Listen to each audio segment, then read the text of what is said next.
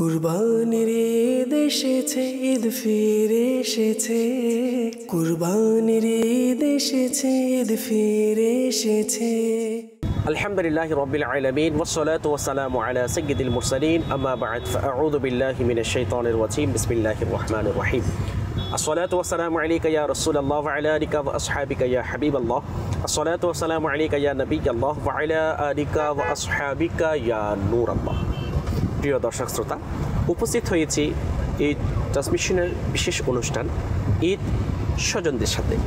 দর্শক শ্রোতা, আলহামদুলিল্লাহ আমরা গত অনুষ্ঠানে একজন খুসুসি ইসলামী ভাই, যাদেরকে দাওয়াত ইসলামীর পরিবেশে স্পেশাল পার্সন বলা হয়, অর্থাৎ যে সমস্ত ইসলামী ভাইয়েরা বিভিন্ন বিষয়ে একটু দুনিয়াবি ক্ষেত্রে দুর্বল। আসুন আজকেও আমরা আমাদের আরেকজন ইসলামী ভাইকে আমরা দেখার জন্য যাচ্ছি। এটা জানার পূর্বে আসুন রাসূল করিম রউফুর রহিম সাল্লাল্লাহু আলাইহি ওয়া আলিহি ওয়াসাল্লামের উপর দরুদ শরীফ পাঠ করার অসংখ্য অগণিত ফজিলত এবং বরকত রয়েছে। রাসূল করিম রউফুর রহিম সাল্লাল্লাহু আলাইহি ওয়াসাল্লাম ইরশাদ করছেন, মান সাল্লা আলাইয়া ইয়াউমাল জুমআতি কানাত শাফাআতুল লাহু ইনদি ইয়াউমাল কিয়ামা আও কামা ক্বালা আলাইহি সালাতু ওয়াসসালাম। অর্থাৎ যে ব্যক্তি জুমার দিন আমার উপর দরুদ শরীফ পাঠ করবে, কিয়ামতের দিন আমি তার জন্য সুপারিশ করব। সুবহানাল্লাহ। আমরা চেষ্টা করি যে অধিক পরিমাণে দরুদ শরীফ পাঠ করার জন্য। এবং অপর একটি রওয়ায়াতের মধ্যে রাসূল পাক সাল্লাল্লাহু আলাইহি ওয়াসাল্লাম ইরশাদ করছেন, যে ব্যক্তি জুমার দিন 200 বার দরুদ শরীফ পাঠ করবে, আল্লাহ পাক রব্বুল আলামিন ওই ব্যক্তির 200 বছরের গুনাহকে মাফ করে দিবেন। সুবহানাল্লাহ। আল্লাহ পাক রব্বুল আলামিন আমাদেরকে আমল করার তৌফিক দান করুন। আবারও আপনাদেরকে জানাই ঈদের শুভেচ্ছা এবং আন্তরিক মুবারকবাদ। দর্শক শ্রোতা, আজকে আমরা যে ইসলামী ভাইয়ের সাথে দেখা করতে যাচ্ছি, যে ইসলামী ভাইকে সমবেদনা জ্ঞাপন করতে যাচ্ছি, তিনি হচ্ছেন চট্টগ্রাম সিটি কর্পোরেশনের 41 নং ওয়ার্ডের জিম্মাদার মোহাম্মদ মনির আত্তারি ভাই। ইনশাআল্লাহুল কারীম আমরা মনির ভাইকে দেখার জন্য যাব। তিনি অসুস্থ ব্যক্তি। আসুন, এই যে অসুস্থ ব্যক্তিকে দেখতে যাওয়া এবং অসুস্থ যারা রয়েছেন তাদের সেবা করা, তাদের খিদমত করা কেমন ফজিলত রয়েছে সেই সম্পর্কে আমরা কিছু আলোচনা শ্রবণ করি। আসুন দর্শক শ্রোতা, আমরা গাড়ির দোয়াটা পড়ে নিই। সুবহানাল্লাযী সাখখারা লানা হাযা ওয়া মা কুন্না লাহু মুকরিনিন ওয়া ইন্না ইলা রাব্বিনা লামুনকালিবুন। দর্শক শ্রোতা, এই যে আমরা ইসলামী ভাইদেরকে দেখার জন্য যাচ্ছি, তাদের দিল জয় করার জন্য যাচ্ছি, তাদের মন খুশি করার জন্য যাচ্ছি, যে আমাদের মনির ভাই যে ইসলামী ভাইকে আমি দেখতে যাচ্ছি, উনি খুবই একজন অসুস্থ ইসলামী ভাই। উনি ছোটোবেলা থেকেই ওনার একটা বড় ধরনের প্রবলেম হয়েছে। আলহামদুলিল্লাহ, আপনারা হয়তো ওনার আলোচনার মাধ্যমে জানতে পারবেন আল্লাহ তাআলার অসংখ্য দয়া মেহেরবানি যে মাদানী মহল পাওয়ার পর থেকে যখন তিনি দিনী কাজ করছেন, নেকির কাজ করছেন, আমল বাড়িয়ে দিয়েছেন, আলহামদুলিল্লাহ নামাজ পড়ছেন, আল্লাহ তাআলা ওই নেকির কাজের উসিলায় ওনার যেটা বড় ধরনের সমস্যা ছিল, রোগ ছিল, আল্লাহ পাক রব্বুল আলামিন আস্তে আস্তে সেটা কমে গিয়েছেন। এখনও আছে, কিন্তু আগে যেটা বেশি ছিল আল্লাহ তাআলার দয়ায় সেটা কমে গিয়েছে। আসুন, এই যে যারা অসুস্থ তাদেরকে দেখতে যাওয়া, তাদেরকে সমবেদনা জ্ঞাপন করা, এটার কেমন ফজিলত। তিরমিজি শরীফের মধ্যে এবং ইবনে মাজাহ শরীফের মধ্যে একটি হাদিস শরীফ নকল করেছেন হযরত সাইয়্যিদুনা আবু হুরায়রা রাদিয়াল্লাহু তাআলা আনহু থেকে বর্ণিত। তিনি ইরশাদ করছেন, রাসূল পাক সাল্লাল্লাহু আলাইহি ওয়াসাল্লাম ইরশাদ করছেন, যে ব্যক্তি যখন কোনো অসুস্থ ব্যক্তিকে সমবেদনা জ্ঞাপন করতে যায়, অর্থাৎ যাওয়ার সময় আসমান থেকে একটি অদৃশ্য থেকে আওয়াজ আসে, তখন ওই আওয়াজ তিনি বলতে থাকেন, তুমি ভালো লোক। যিনি দেখার জন্য যাচ্ছেন তিনাকে বলছেন, তুমি ভালো লোক, এবং তুমি তো চলছো, চলাফেরা করছো, এটাও ভালো কাজ।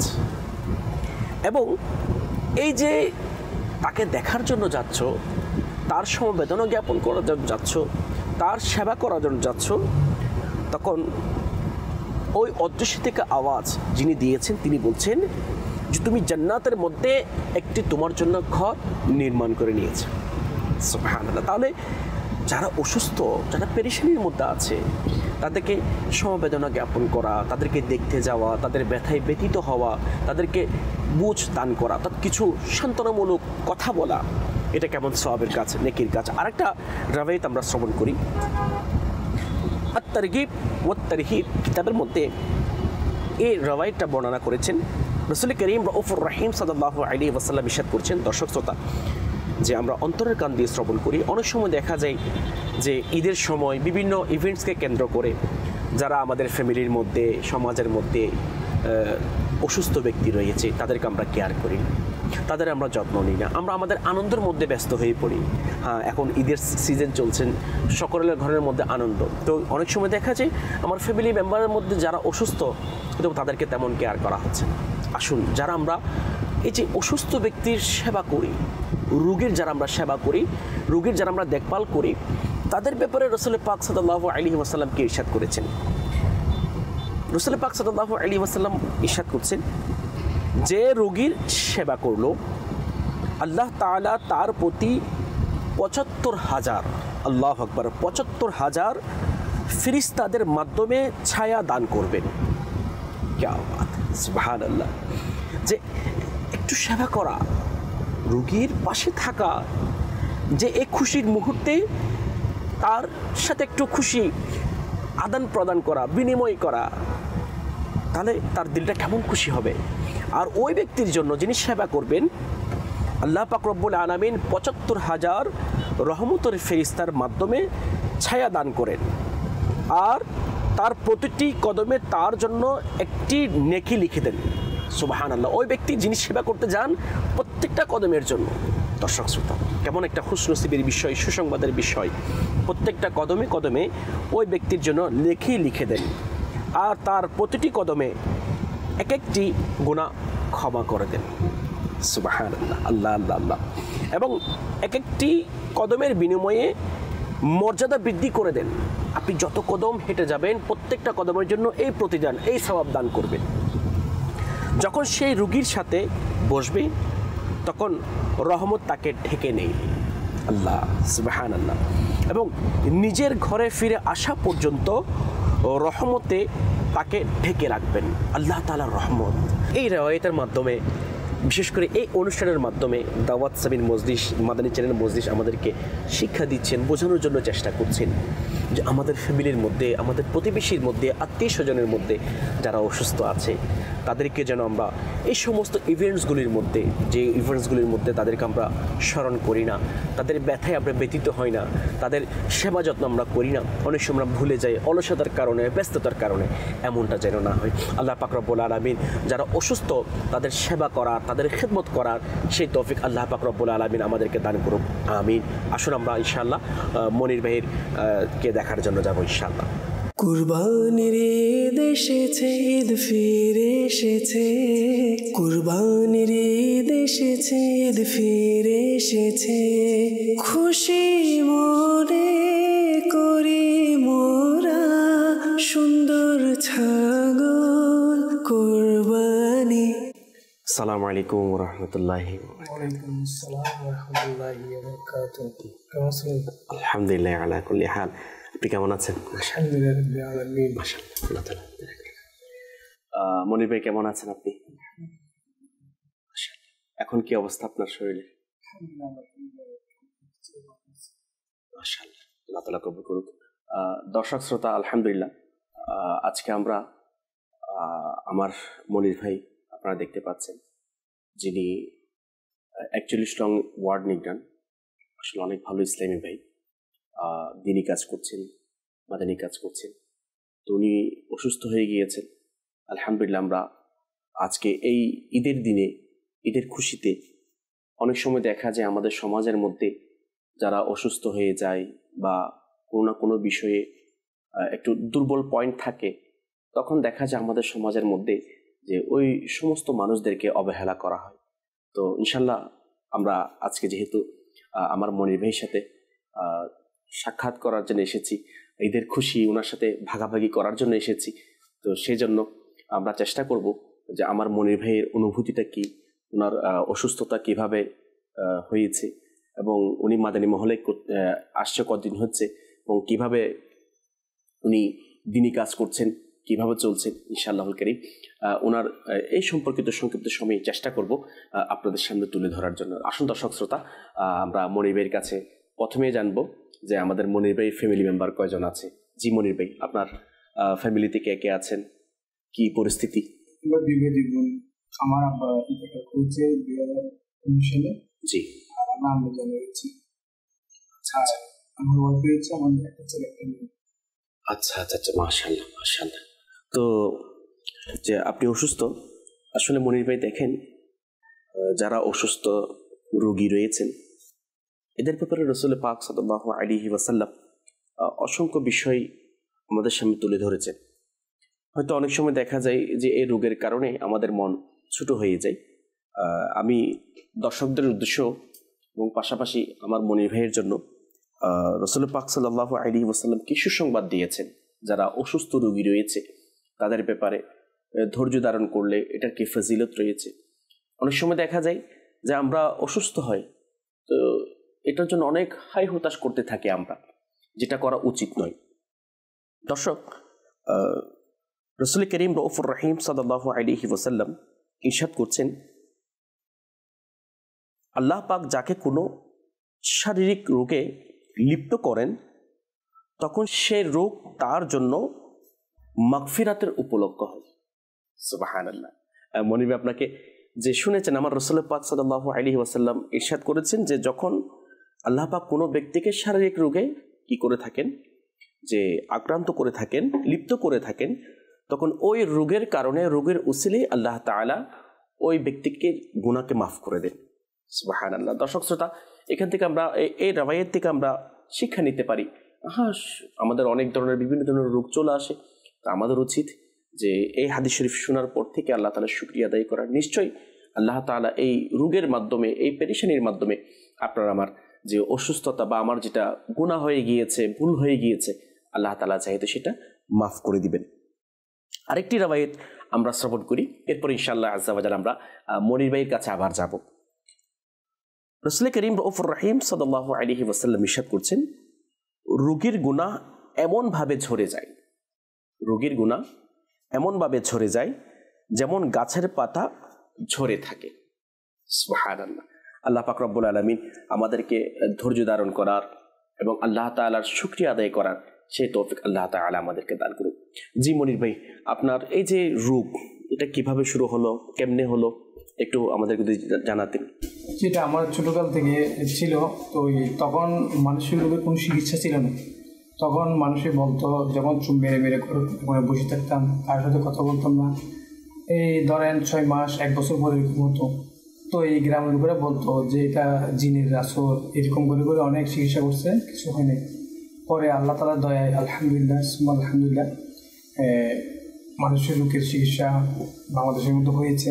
তো এখানে ডাক্তার দেখাইছে, 3 পরামর্শ দিয়েছে, ওষুধ দিয়েছে, ওষুধ খাওয়া একটু ভালো লাগে।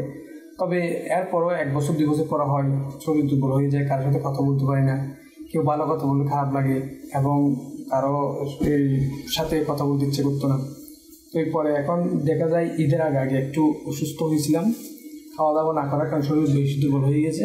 আলহামদুলিল্লাহ মেডিকেল আসছি, এখানে স্যালাইন দিছে এবং এখন চিকিৎসা চলতেছে আল্লাহ তাআলার দয়ায়। তো আরও ভালো লাগছে মাশাআল্লাহ। এই দুঃখের সময়ও দাওয়াত ইসলামের কথা মনে রেখেছেন। আপনি দাওয়াত ইসলামের যে মোবাইল লিখ আমাকে দেখতে আসছেন, সেজন্য আপনার জন্য দোয়া করি, এবং দাওয়াত ইসলামে যারা রয়েছে সবার জন্য দোয়া করি। বিশেষ করে আমি আহলে সুন্নাত, যিনি আমাদেরকে অনেক দয়া করছেন মন দিয়ে, এনার জন্য দোয়া করতেছি। আরো শুনেছি কিতাবের মধ্যে যে উস্ত ব্যক্তির দোয়া কবুল হয়। আমি ইসলামের মধ্যে পড়ছি, তো আমি সবার জন্য দোয়া করি, আল্লাহ তাআলা যেন সবাইকে বেহেশতে।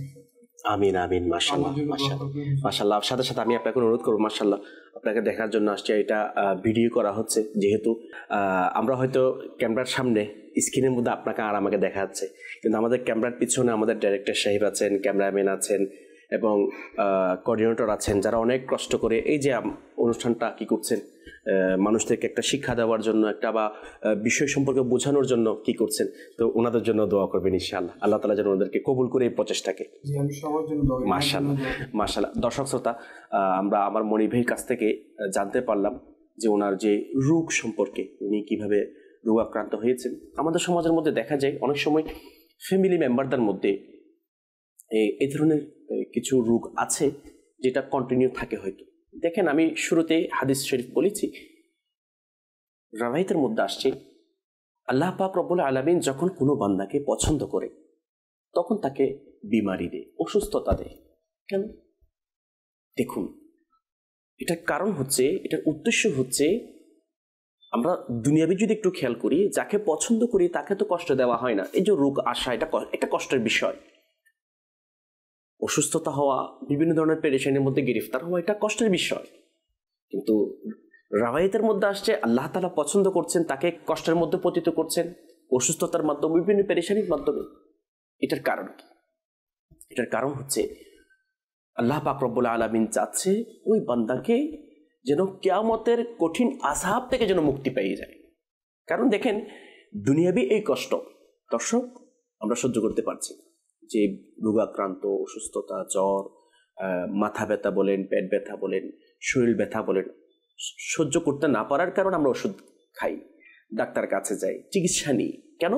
সুস্থ হওয়ার জন্য। কারণ এই অসুস্থতা আমার অসহ্য মনে হচ্ছে, সহ্য করার ক্ষমতা নাই। আর আমার আল্লাহ তাআলা ওই বান্দাকে পছন্দ করে বিদায় তাকে দুনিয়ার মধ্যে কষ্ট দিয়ে কিছুক্ষণের জন্য পরকালে মুক্তি দেওয়ার জন্য, রহমত পাওয়ার জন্য, জান্নাতে দেওয়ার জন্য।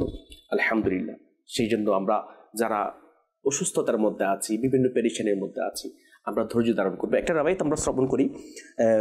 একজন বুজুর্গ রহমতুল্লাহি তাআলা আলাইহি, হযরত সাইয়্যিদুনা হাসান বিন জাকওয়ান রহমতুল্লাহি তাআলা আলাইহিকে ইন্তেকালের 1 বছরের পর স্বপ্ন দেখলেন এবং তাকে জিজ্ঞাসা করলেন, কোন কবরগুলো বেশি আলোকিত, মানে কাদের কবর বেশি আলোকিত?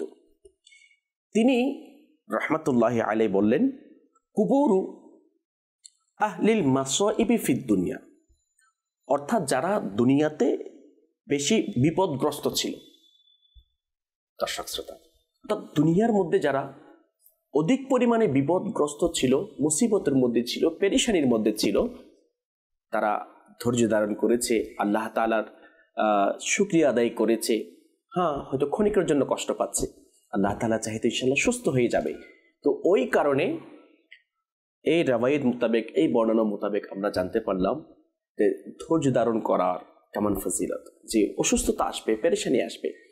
আর এটার ফজিলত হচ্ছে ওই অন্ধকার ঘর, কবর, যেখানে সবার যেতে হবে, ওখানে কোনো আলো থাকবে না। হয়তো আপনারা দেখতে পাচ্ছেন যে আমাদেরকে দেখা যাচ্ছে, কেন? আলোর কারণে। কিন্তু কবর এটা এমন একটি ঘর যেখানে কোনো আলো থাকবে না, যেখানে কোনো কিছুই থাকবে না। আর আলহামদুলিল্লাহ, দুনিয়ার মধ্যে অধিক পরিমাণে বিপদগ্রস্ত হওয়ার কারণে আপনি ধৈর্য ধারণ করেছেন। ইনশাআল্লাহুল কারীম, আল্লাহ তাআলা চাইতো আল্লাহ তাআলার দয়ায় আপনার কবর আলোকিত হবে। আল্লাহ পাক রব্বুল আলামিন আমাদেরকে ধৈর্য ধারণ করার তৌফিক দান করুক। দর্শক শ্রোতা, আলহামদুলিল্লাহ, হয়তো আমরা সবাই ঈদের আমেজ নিয়ে, ঈদের ব্যস্ততা নিয়ে, কুরবানি করার ক্ষেত্রে শুরু করে গোশত কাটা এবং মেহমানদারি করা, রান্না করা, ফকির মিসকিন যারা আছে তাদেরকে দেওয়া, মেহমানদের আত্মীয় স্বজনের বাড়িতে পাঠানোর মধ্যে হয়তো সেই কাজের মধ্যে আপনারা ব্যস্ত। আলহামদুলিল্লাহ, মাদানী চ্যানেল এবং দাওয়াত সেমি চেষ্টা করছে এমন কিছু মানুষের সাথে যে ঈদ সঙ্গ দেওয়ার জন্য, যারা হয়তো অসুস্থতার কারণে মেডিকেলের মধ্যে রয়েছেন, যারা হয়তো অসুস্থতার কারণে আজকে আপনারা আমার মতো যেভাবে ফ্রিভাবে, ফ্রেশভাবে যে ঈদের আনন্দ আত্মীয় স্বজনের সাথে, প্রতিবেশীর সাথে ভাগাভাগি করার সৌভাগ্য অর্জন হচ্ছে। তো আসুন আমার মনি ভাইয়ের কাছ থেকে আমরা জানবো যে কিভাবে উনি মাদানী মহলে এসেছেন। কিন্তু দেখেন, মনির ভাইয়ের পরিবেশ কিন্তু এমন ছিল না। আলহামদুলিল্লাহ, আপনারা দেখতে পাচ্ছেন আমার মনির ভাই দাড়ি শরীফ রেখেছেন। তো আসুন মনির ভাই কিভাবে মাদানী মহলে আসছে আমরা সেই সম্পর্কে জানবো। জি মনির ভাই। আসলে আমি বাড়ি হচ্ছে আনোয়ারা, আমি মাইসপাড়া জমিনে থাকতাম পতেঙ্গা এলাকায়। তো একদিন আমার বড় আপু ওখানে বিয়ে দিয়েছিলাম, ওখানে আমি গেছিলাম। তো এবার একজন আমার খালতো ভাই সাদ্দাম হোসেন ইনি বলতেছে, চলেন এই বালাগান হয়। তো বালাগান শব্দ আমি বুঝতাম না, তখন আরবি ভাষায় ছিল। তো বলছে কোরআন শিক্ষা। তো আমি বলছি ঠিক আছে যাব, কিন্তু এখন যেতেও ইচ্ছা করতেছে, আবার ইচ্ছা করতেছে না। পরে ভাবলাম না যাই একটু দেখে আসি। গিয়েছিলাম, গিয়ে দেখি আলহামদুলিল্লাহ মুবাল্লিগ যখন বয়ান করতেছে প্রথমে তরগিব অনেক ভালো লাগছে, যে উজুর ফরজ, গোসলের ফরজ এবং পাশাপাশি আমাদের নামাজের ফরজ। আলহামদুলিল্লাহ আমি এটা শোনার পর আমার থেকে অনেক খারাপ লাগছে যে আমি কি করলাম। তো আসলে দাওয়াত ইসলামী আমাকে শিক্ষা দিছে। পরবর্তী আমি সিদ্ধান্ত নিলাম আমি বালাগানে আসবো এবং পাশাপাশি দাওয়াত ইসলামী যা সঙ্গ দেওয়ার দরকার মৃত্যু পর্যন্ত দেওয়ার জন্য চেষ্টা করব, এবং মৃত্যুর পরেও যেন দাওয়াত ইসলামীর সাথে সঙ্গ থাকে সেই জন্য দোয়া করতেছি এখন পর্যন্ত। আমি দর্শকদের উদ্দেশ্যে বলবো, দেখেন আজকে আপনারা সবাই, আমি বলবো আমি নিজেকে নিজে অনেক সিদ্ধান্ত নিয়েছি যে দাওয়াত ইসলামীর সঙ্গ যদি না পেতাম তাহলে আমার অবস্থা কীরকম হতো। তো আপনারাও সঙ্গ দেন, মাদানী চ্যানেল দেখেন এবং আমাদের 12 মাদানী কাজের মধ্যে যেটা হয় দিনী কাজ, এখানের মধ্যে সঙ্গ দেন, কাফালায় যান, পাশাপাশি ইজতেমায় যান। মাদানী চ্যানেল বাংলা দেখেন, মাদানী বাংলা চ্যানেলের মধ্যে অনেক কিছু শিখায় এবং পাশাপাশি অনেক সময় দেখা যায় মাদানী চ্যানেল বাংলাতে কোরআন শিক্ষাও দেন। তো আপনারা এগুলো দেখেন, দেখে আপনারা অনেক কিছু শিখতে পারবেন। আমার নবীর মহাব্বত, আকিদা সম্বন্ধে অনেক কিছু শিখতে পারবেন। তো আমার জন্য সবাই দোয়া করবেন, আমিও সবার জন্য দোয়া করতেছি আল্লাহ তাআলা যেন সবাইকে বেহেশতে মাগফিরাত দান করা। বিশেষ করে আমরা আমির আহলে সুন্নাত সকল সুন্নি আলমের জন্য দোয়া করতেছি আল্লাহ তাআলা সকল সুন্নি আলমকে বেহেশতে মাগফিরাত দান করুক। মাশাআল্লাহ। এখন আপনার জিম্মেদারি কি দাওয়াত ইসলামী? আমার জিম্মেদারি হচ্ছে এখন ওয়ার্ড ট্রিগান, আমি 41 নম্বরের ওয়ার্ডের অধীনে কাজ করি। মাশাআল্লাহ মাশাআল্লাহ। দর্শক শ্রোতা, আমরা মনির ভাইয়ের কাছ থেকে সংক্ষিপ্ত পরিসরে উনি কিভাবে মাদানী মহলে এসেছেন সেটা সম্পর্কে আমরা শুনেছি আলহামদুলিল্লাহ।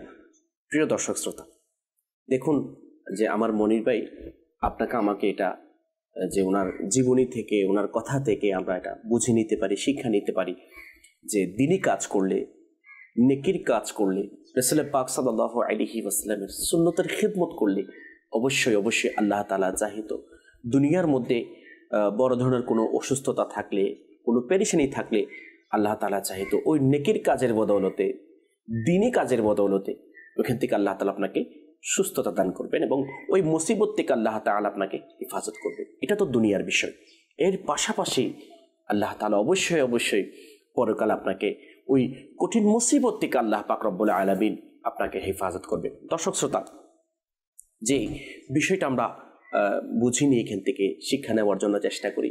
দেখুন আমাদের সমাজের মধ্যে বিশেষ করে আমরা সবাই খুশির সময় সকলে একে অপরের পাশে থাকি, খুশি উদযাপন করি, কিন্তু যখন একজন মানুষ অসুস্থতা হয়ে যায়, যখন একজন মানুষ কোনো না কোনো কারণে বিভিন্ন পেরেশানির মধ্যে পড়ে যায়, তখন দেখা যায় যে ওই ব্যক্তিকে সঙ্গ দেওয়া থেকে, ওই ব্যক্তিকে দেখা থেকে, তার দিলের মধ্যে খুশি ভাগাভাগি করার ক্ষেত্রে আমরা দূরে থাকি। তো সেই জন্য আজকে ঈদুল আজহার এই অনুষ্ঠানের দিন, এই বিষয়ে আমি আমার দর্শকদেরকে অনুরোধ করব, আমাদের সমাজের মধ্যে, আমাদের ফ্যামিলি মেম্বারদের মধ্যে, আমাদের প্রতিবেশীর মধ্যে যারা অসুস্থতার মধ্যে রয়েছে আমরা তাদেরকে একটু দেখতে যাই, তাদেরকে সহানুভূতি জানানোর জন্য যাই।